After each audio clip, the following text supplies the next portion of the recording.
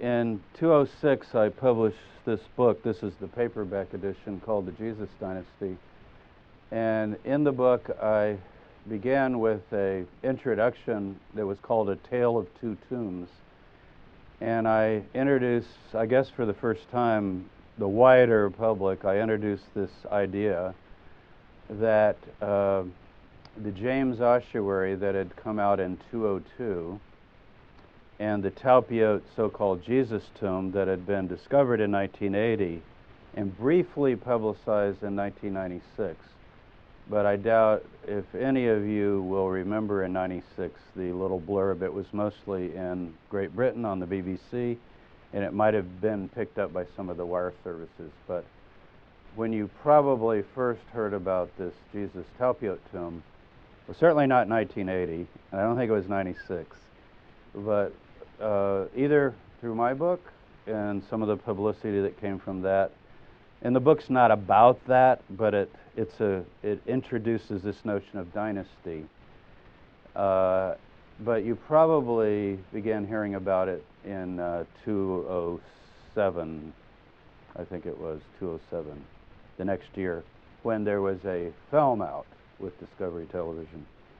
So the reason I start with this is just to make the point, not just about the Talpiot tomb, but I'm also going to talk about the James ossuary, that this idea that Jesus of Nazareth was succeeded by his brother in a blood lineage.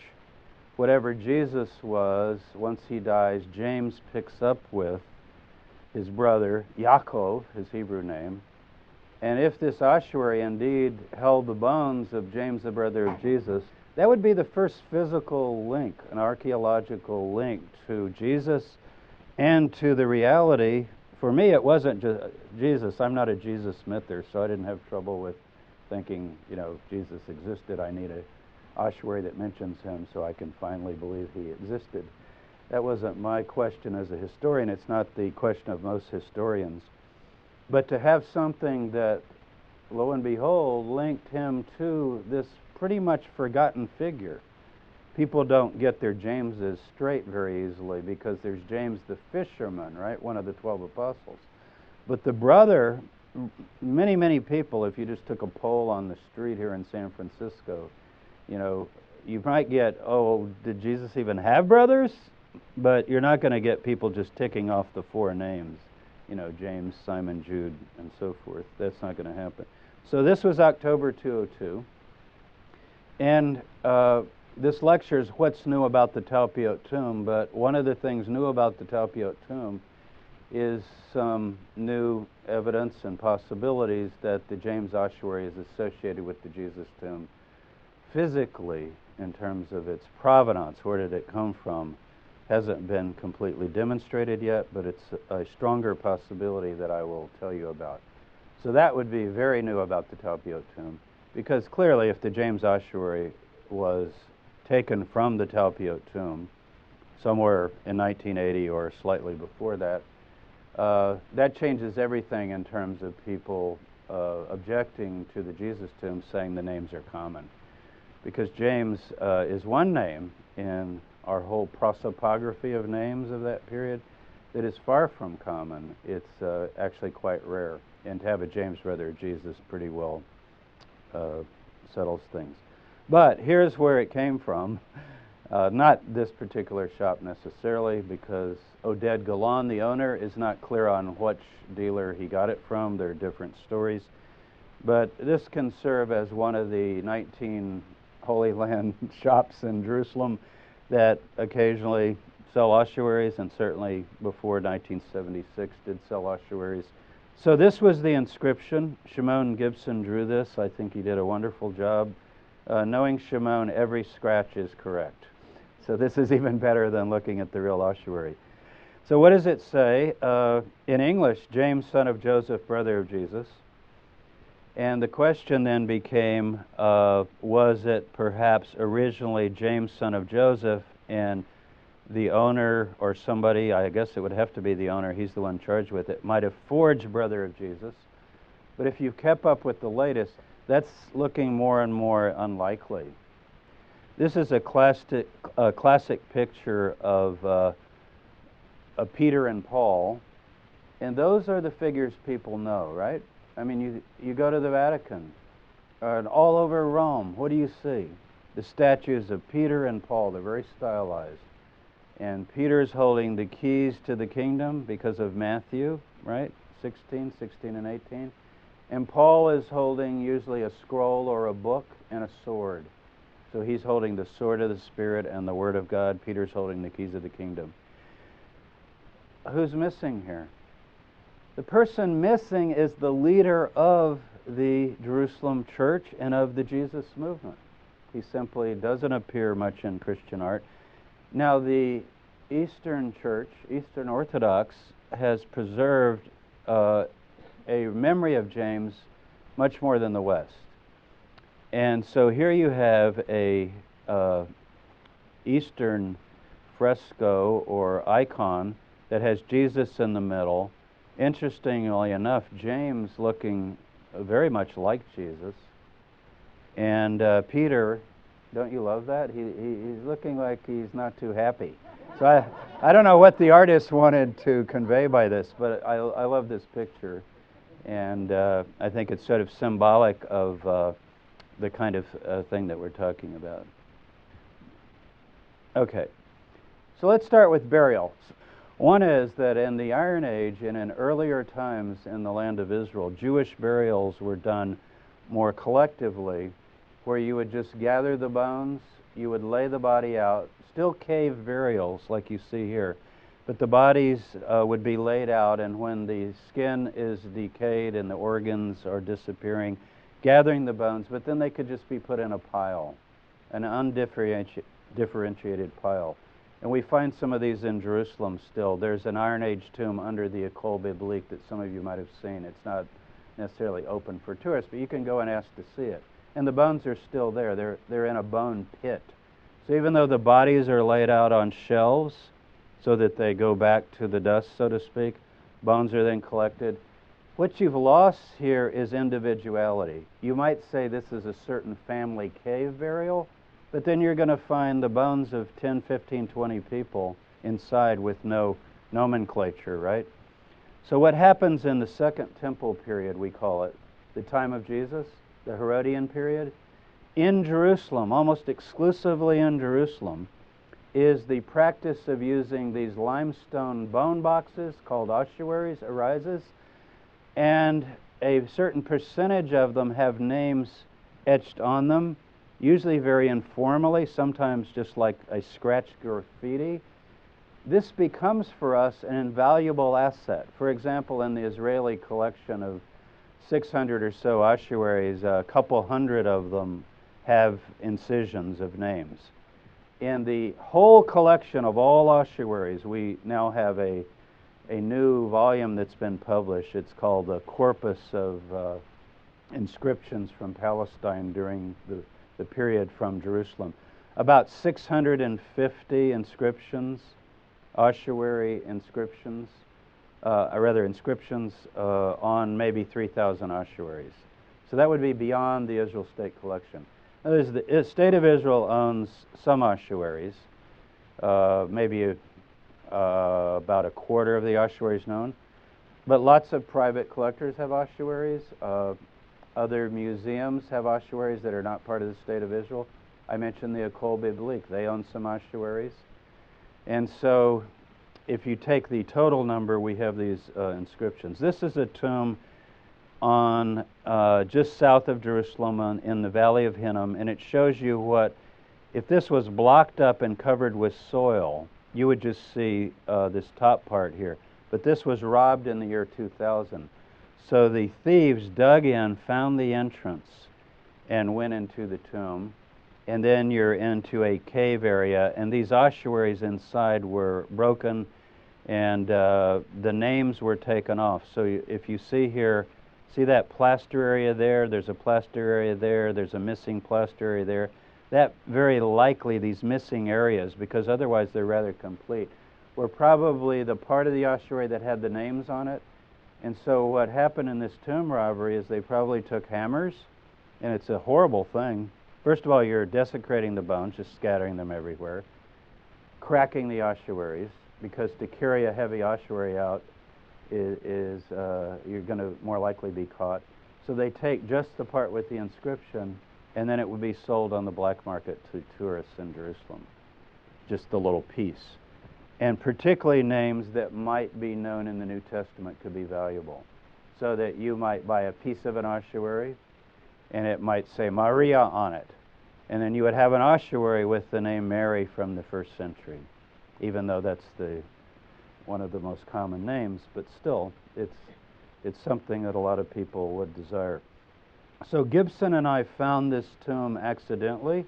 We were hiking with some UNC students and came across the robbed tomb probably 12 hours after it was robbed. There was soil piled up and broken ossuaries and bones.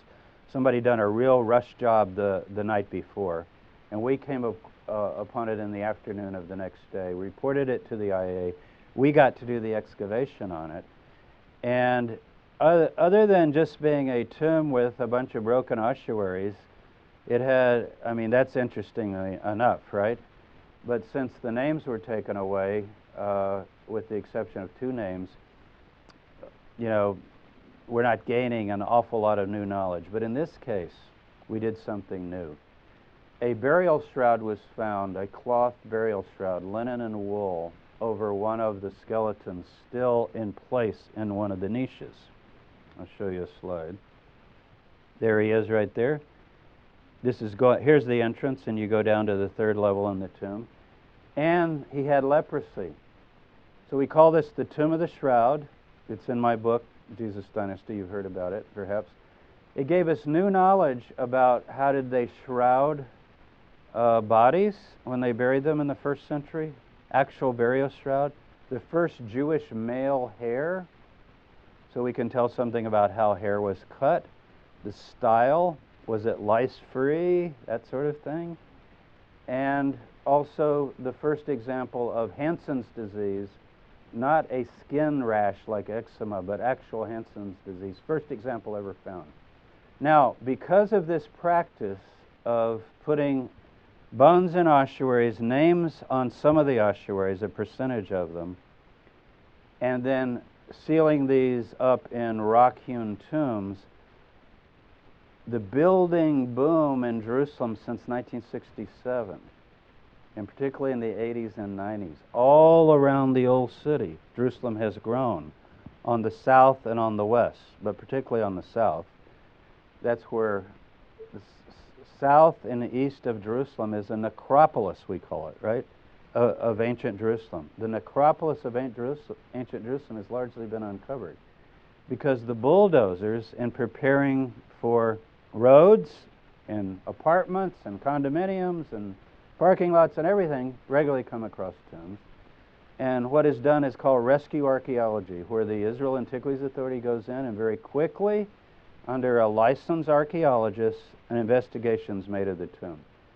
One case, November 1990, you know it well. Cover of Bar magazine, lots of stories on this.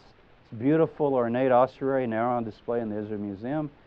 You've probably seen it. Some of you have been there recently. And on the side, scratched in a kind of graffiti, which shows you can be rich and famous. The high priest Caiaphas, right? Joseph ben Caiaphas. And yet you don't chisel a nice engraved name on the front. Think of these as tags for the family.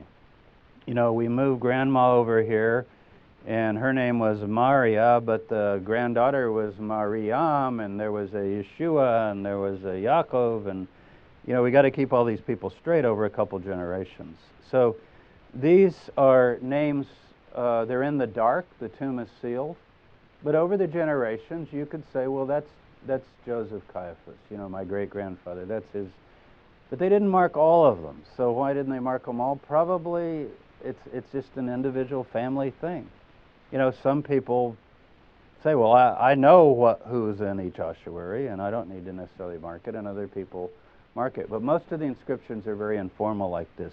Here's you know, you can't see in the slide exactly how informal it is, but Yosef bar Kapha, that we would identify as Joseph, son of Caiaphas. Now, could there be another Joseph, son of Caiaphas? Maybe this isn't the one from the New Testament. Most of us are convinced that the chances are pretty good that this is the priestly Caiaphas mentioned in the Gospels, who presided over the trial of Jesus. Well, that's chilling to think about, that a bulldozer building a road in Abu Tur, just south of Jerusalem, came across the tomb of the Caiaphas family. Pretty exciting. Here's another one you might not know of unless you're an avid reader of Bar Magazine, and actually this was published, but Bar Magazine, it was published earlier in the 40s, but Bar Magazine did it recently. November 10th, 1941, in the Kidron Valley, which is the valley just east of the city of Jerusalem, was found this ossuary, and I don't think you can read in this slide, but it says Simon, and then here's a blow-up of, the names are written several times. We've got actually Alexander. This is a quote from Mark. When Jesus is on the way to the cross, remember the Stations of the Cross for Roman Catholics? And they compelled a passerby, Simon of Cyrene, who was coming in from the country, the father of Alexander and Rufus, to bury his cross. Here's an ossuary. It's got Cyrene written here in Aramaic, and it's got the name Alexander, and on the other side it has Simon. So could it just be any Simon, any Alexander from Cyrene, or did this ossuary possibly hold the family bones of Simon of Cyrene or his son, or both? I mean, this again shows you what can happen. So we've had Caiaphas, we've had a Simon of Cyrene. There are some other possibilities. But in 1980, Thursday, March 27th, 1980, at about 9 o'clock in the morning, this facade was exposed. It was the weekend of Easter Passover, which is interesting. Just like this year, you know how Easter and Passover sometimes fall together? That was the case in 1980. And this tomb was exposed by a dynamite blast, and the archaeologists saw this very interesting facade with the chevron shape and the circle. Now the porch outside is blown away.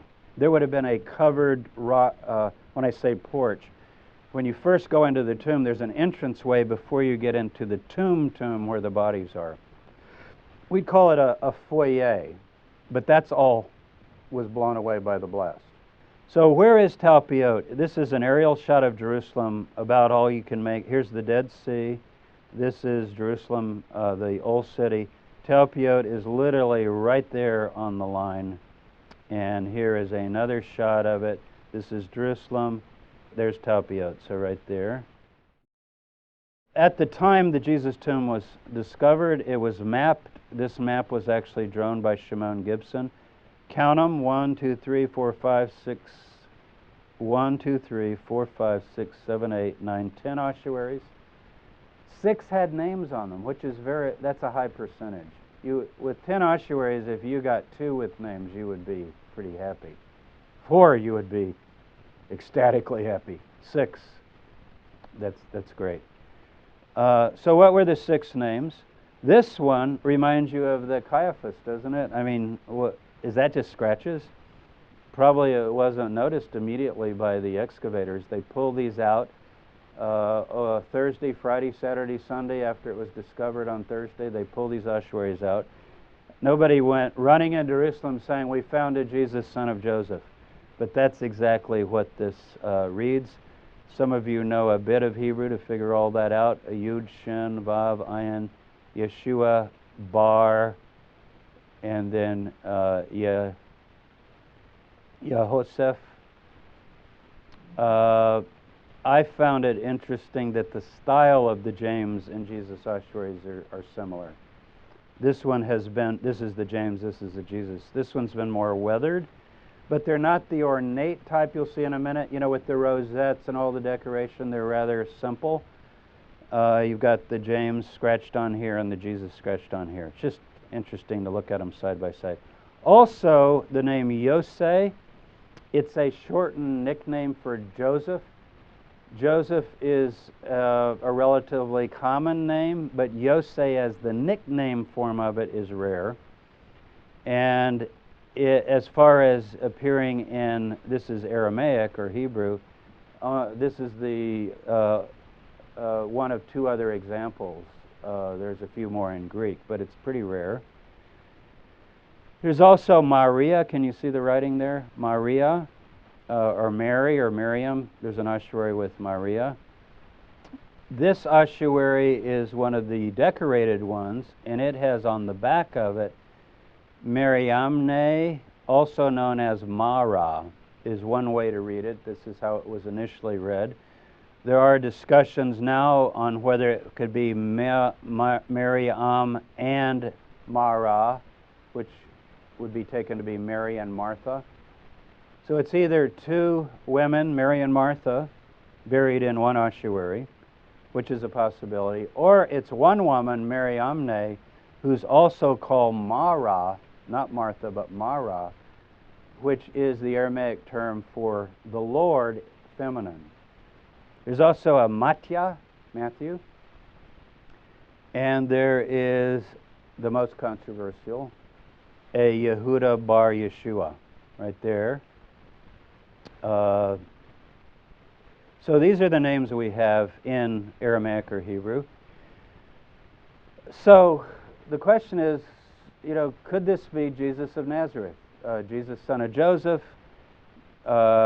Maybe one of the Marys could be his sister or his mother. Maybe this could be his sister or his mother, but why is she called Mara? Yosef, he did have a brother named Joseph, so maybe that. He had a father named Joseph too, so maybe that. In other words, you've got names associated with the Jesus family. But Yehuda bar Yeshua, that means Judas, son of Jesus, is not a figure known to us in the New Testament. So that would be a count against the Jesus tomb in the eyes of most people. So the argument against this being the tomb of Jesus is really down to two things. Jody Magnus has added a third, but I don't think it's that strong. But the two main things you're going to hear are the names are common. So yeah, it could be Jesus, but it could also be Jesus the baker, right? It doesn't have to be Jesus of Nazareth. And so it's interesting, but it's not that significant. The names are common. And secondly, this Jesus, who, yes, he's the son of Joseph, but he also has a son named Yehuda. Jesus of Nazareth was not married. He didn't have any children. And therefore, this ain't him. Can't be him. So if either of those objections are true, if Jesus cannot be married and there's no record of a son, and that would disqualify the tomb, that would argue against it. But those things are then debated. So let's start with this, Mariamne Mara. As far as her name in Greek, it's either Maria or Miriam. You find both. And it's not like we say it, Mary Magdalene. It's Mary the Magdalene. It's with the article. Mary the Magdalene. So Peter the rock, that kind of thing, because Peter means rock. So if I say Kephas, which is Peter's Aramaic name, Ha Petros, the rock, it would be that kind of a name. So one possibility is it's just telling where she's from. There is a town north of Tiberias, south of Capernaum, on the Sea of Galilee, called Migdal. It's being excavated right now with spectacular results. I was just there recently, a month ago, and we saw the excavation, and they're uncovering a first century village. Josephus calls it Tarikea, referring to the fish that it's known for, the special salted fish that are the delicacy of the area, even coveted by the emperors of Rome, to get that salted fish from the Sea of Galilee. In the Gospels, she's revealed in Luke chapter, I think it's 8, verse 1 through 4, as a woman of means who has high connections even with Herod's chief of staff's wife and other women of means, and that she was supporting and backing Jesus. So we get that little tidbit from Luke chapter 8. Now, the word Migdal means tower, so this town is called Tower. So her name could be Mary from Migdal, but it could also be like Peter the Rock.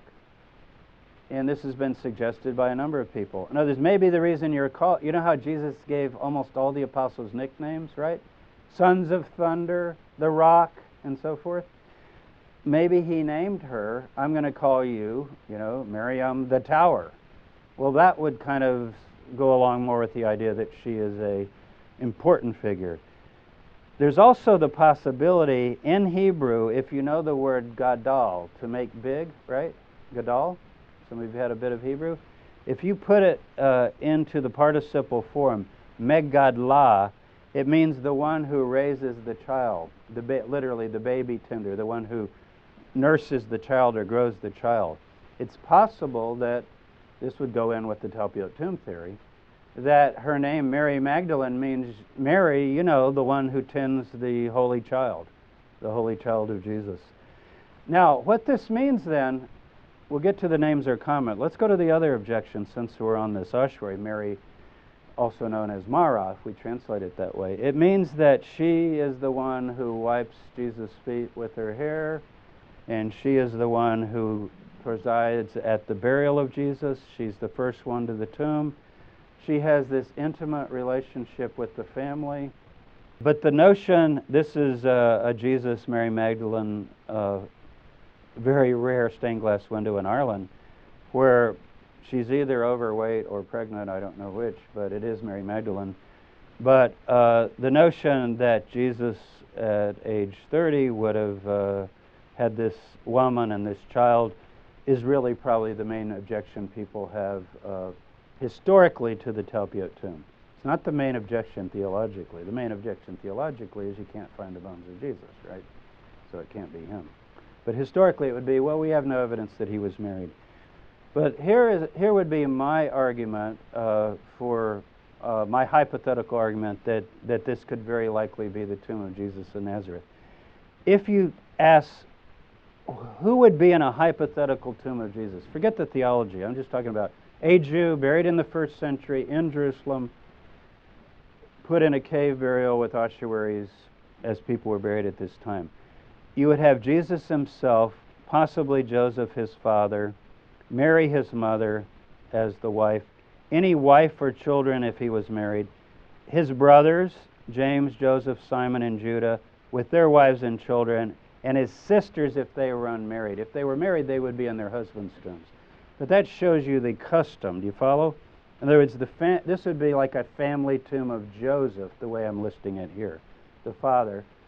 So his children and wives and their wives and children would be in the tomb. But with Jesus, we have something different. First, in terms of the names and beginning to talk about the statistics, based on all known male names, I don't mean 2,538 different names, but we can name about 2,538 individuals that we can identify in one way or the other, ossuaries, literary texts, and so forth, so that we get some stats in terms of how frequent are these names. So that, just to give you an imaginary example, if you had 50,000 people in Jerusalem, and estimates range from 25 to 75, and it would be over a couple generations, and you assume are males, and if you leave out the children and make them adult males, then this would be a higher population. You could have 1,000 named Yeshua, but with a father named Joseph, it drops. And then with a mother named Mary, it drops, and then a brother named James, it becomes pretty sure that this would be Jesus. You see the idea of the stats. This is a photo taken some years ago of standing in front of the Talpiot tomb, the Jesus tomb. You see it more up close. This is what it looks like inside. The ossuaries were in these niches. The bodies were laid out here. This tomb is worth examining further. It was hastily dug in the 1980s. The ossuaries were removed. But we believe that it should be re-examined. These are scrolls. It's been made into what's called a geniza in Jewish tradition. Old holy books are not thrown away in the garbage can. They're not burned, but they're buried like a body. And so right now it's the repository of these holy books. These could be temporarily taken out. The entire tomb should be examined. There are different scratches on the walls. They could be graffiti. They might not be. They could be modern graffiti. You know, maybe some of the workers who dug the tomb, who knows? Or somebody who got in the tomb over the years. But that tomb should be examined. When Jerusalem was destroyed in 70, the famous drawing that you've seen on by Robbins, I think we reduce the hypothetical tomb of Jesus to Jesus, probably not his father, but maybe Mary, his mother, as a widow, any wife or children, and any brothers who had died before 70. And the two brothers who died before 70 were Joseph and James, based on the historical records we have. So you can see that this is beginning to fit more a hypothetical Jesus tomb. Now, the theory that I've developed, that some share and some don't, is that there were two burials of Jesus. And this would explain the Talpiot tomb, because Jesus wasn't crucified in Talpiot. That's 2 miles south of Jerusalem, right? He was crucified somewhere near the city. That's clear in all of our Gospels. As you know, they're different sites. I think it's likely he was crucified on the Mount of Olives. You got the Church of the Holy Sepulchre. You've got Gordon's Calvary, right? The Garden Tomb.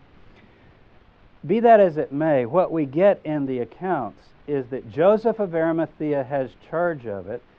He puts Jesus in a tomb where no one had been laid, but he does it because the Sabbath is coming so quickly, and John is the one that provides the extra information. He says, so because of the Jewish day of preparation, and since the tomb was close at hand, they laid Jesus there. That argues to me that it's a temporary tomb of emergency. In other words, it's Friday or possibly Thursday, but either way it's Passover, the Sabbath. And what do you do with the corpse? You can't finish the rites of burial. So you put it in an unfinished tomb, block it up until the holiday's over, and then the body is removed, and he's responsible then for providing a permanent burial. Notice I'm not talking theology here, just talking about how you would bury a Jew if it's Passover afternoon when they die. So yes, you'd have an empty tomb, but the empty tomb would be what Mary Magdalene said in John 21, where have they taken him? Some of the ossuaries, I get asked a lot about, well, what about DNA? Why don't you do a DNA on all the ossuaries? This would be an example. This is not from the Talpiot tomb, but this would be an example where you could get quite a bit of bone material even though this has been emptied, right? But in terms of the 10 Talpiot ossuaries, and we would be looking really at 6 with the names on them, only the Jesus and the Mary Amne Mara had enough bone material to be tested because the others were cleaned by the Israel Antiquities Authority. No maliciousness. They've been on display, they've traveled, and so forth. Now, maybe you could still extract DNA. We're not sure. We're looking at that. But these two were tested, Yeshua and Mary Amne Mara. And the question was, if you had a Jesus tomb with a Mary Amne Mara, remember we said hypothetically, it could be his mother, right? You could call her, like Catholics call Mary, his mother, Our Lady. That's Mara, right? That's exactly what it is. He had a sister named Mary, and there was also Mary Magdalene, who was intimately associated with him and the family. So if it were his mother or his sister, the DNA would match. He would have the same DNA as the mother or the sister. And so the preliminary test that we did on these DNA samples from those two ossuaries, this is Chuck Greenblatt and Kathy Reichs, the novelist, who's also a DNA expert, a forensic anthropologist, indicated to us that Mary Amne is not the mother or the sister, so it ups the possibility that she could, in fact, be the mother of the child. Now, here's the exciting thing. After the film appeared in 2007 on Discovery, and my book came out the year before that, all the controversy arose. It's still being discussed here and there, and it's connected to the James Ossuary. One of the recommendations of the scholars that met in Jerusalem, the Charlesworth Conference that Princeton Theological Seminary sponsored in January of 2008, was go reinvestigate the tombs. Now, did you catch the plural there? The tombs. 200 feet away from this tomb, right here, which we certainly think should be reinvestigated, this is how it looked when it was first discovered, is another tomb, less than 200 feet away, under this apartment complex that should also be looked at. The only access back when we first found it was this pipe going down into the tomb. We thought this was the Jesus tomb. If you remember the film, it's also described in my book. We're at the wrong tomb. And we drop a camera down, and all of a sudden we see an intact tomb full of ossuaries. Well, that can't be the Jesus tomb, right? You just saw it. It was dug and emptied, and the ossuaries in the warehouse. So now we got another tomb less than 200 feet away with 8 ossuaries in it that are untouched, according to the original report. It was found a year later. In that picture, I'm way up here. Now, to drop a camera on a cord and get down through this pipe and then dangle the camera around, you're just going to get a good view of the tomb, but you're not going to find out anything. We came up with the idea of drilling down in the basement, in the storage area. Look, that's not so far. Getting into the tomb, inserting a robotic camera, and being able to remotely examine the ossuaries. And I'm reporting you today that we've done that. See? So we now know what was in the second tomb, and that's going to affect our interpretation of the first tomb. This I'm very proud of. Rami Arav was just here. Did some of you hear him? He left. Notice Rami Arav, James Tabor. This is a license. I get kind of chills thinking that we have it. This is 210. We've also got it renewed for 211. This is a license to excavate and re-examine both tombs. So we're moving along. This is the team we assembled. This is the map of the second tomb. 1, 2, 3, 4, 5. I need to look at my... Okay, 6, 7, and here was an 8th, which is now in the Israel Museum. It was briefly examined, maybe for just a few hours, according to Amos Cloner, who said he just stayed in there a little bit. And he was able to take out one of the ossuaries, but it doesn't have an inscription. So there's 7 still inside. This one he took out had the... it shows you how many bones you could have in an ossuary. These have disappeared. I mean, they were dumped and reburied, and we don't have them. But just to show you, even of the one that was taken out. Now, the ossuaries inside are full of bones. They're all full. They haven't been touched. To be able to do this, we got the IA license, but that doesn't begin to get you in the tomb. You have to get the religious authorities to agree, the Orthodox, because they're against disturbing any tomb. Because Simcha is an Orthodox observant Jew, he really was able to persuade them under certain strictures that we can go in the tomb. Here they are disputing. We finally got the permission of the head rabbi to do this. The stipulation was nothing disturbed, you can only film. We would like to pull them out and actually go inside and open the whole thing up, but at least it's a start, remote camera. So we filmed them all 7, all the way around. We've gotten all the inscriptions, all the information. And this is there's Rami, and we're doing radar ground scan. Here's the Israel Antiquities Authority. This is the technology involved. Drilling down, as you saw in that other picture, unbelievable equipment, remote robotic camera that was made in Canada by an associate of James Cameron. You've got to have, it's a low-tech, high-tech thing. It's amazing, but then he used a lot of pulleys and strings so that if it broke, he could get in and fix it, and it did break at one point, and our hearts just dropped. But it's essentially inserting this robotic arm with a camera on the end and getting to the ossuaries in this fashion to actually get in close enough to look around. Now, what did we find? We found the earliest Christian symbols ever discovered and the first Christian symbol ever found in first century Jerusalem. Now, the James ossuary would be the first link to Jesus if it's authentic and if it's Jesus, son of Joseph, right? But this is a Christian symbol. When you see it, you're not going to see it today, by the way, but when you see it, you won't have any question. You will know what it is as soon as you see it.